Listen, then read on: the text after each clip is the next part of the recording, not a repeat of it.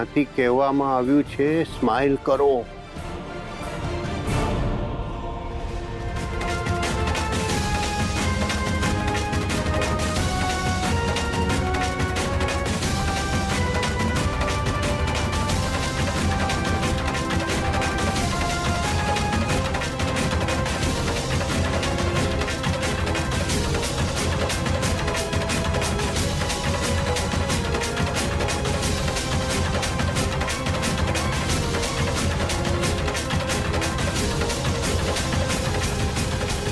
ચાલો ફેરાના સમય થઈ ગયો.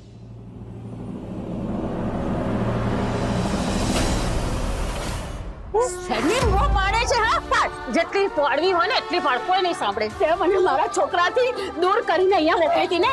જો હવે જો હું તારા કેવા હાલ કરું છું તું જો તને ક્યાંય નહીં છોડું, તને જીવવા પણ નહીં દઉં અને મરવા પણ નહીં દઉં. આંટી હું નથી એ બધું પછી તારો જીવ લઈશ ને ત્યારે જ મને શાંતિ થશે. બચાવો બચાવો. જેટલી મોવા પડે એટલે કોણ તારે બચાવશે? કોઈ નહીં બચાવે. બૂમો પાડ. કોણ છે? ના આઈ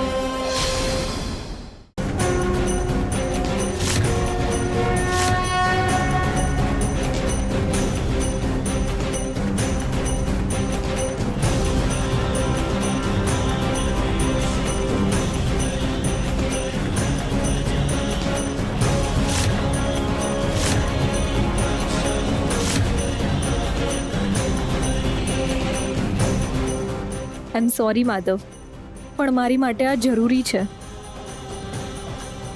બસ હવે 10 મિનિટ અને મારો પ્લાન પાર પડી જશે. હવે ત્રીજો ફેરો. બસ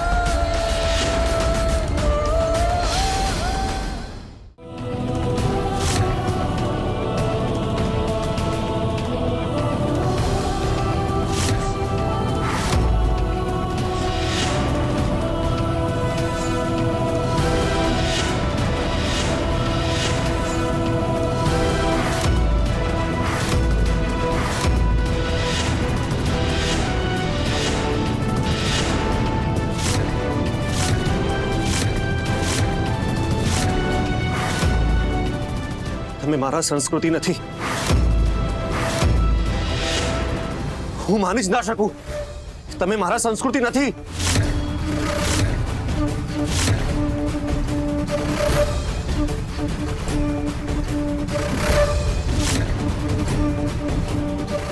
કાકા, મારી સંસ્કૃતિ ક્યાં છે? માધવ બેટા કેમ આવું કરે છે? આ જ છે તારી સંસ્કૃતિ જેની માટે તું આટલા વર્ષોથી હેરાન થઈ રહ્યો છે. ના કાકા, આ એ સંસ્કૃતિ નથી. માધવ તું શાંત થા. મને એવું લાગે છે તને અત્યારે પેનિક એટેક આવ્યો છે. તું શાંત થઈ જા. માધવ શેઠ, તમે કેમ ભૂલી ગયા? તમે આ સંસ્કૃતિને મળવા જતા હતા ત્યારે હું જ તો તમારી સાથે આવતો હતો. યાદ કરો, હું તમને આના ઘરે લઈ જતો હતો અને પછી તમે મારી બાઇક લઈને ફરવા નીકળી જતા હતા.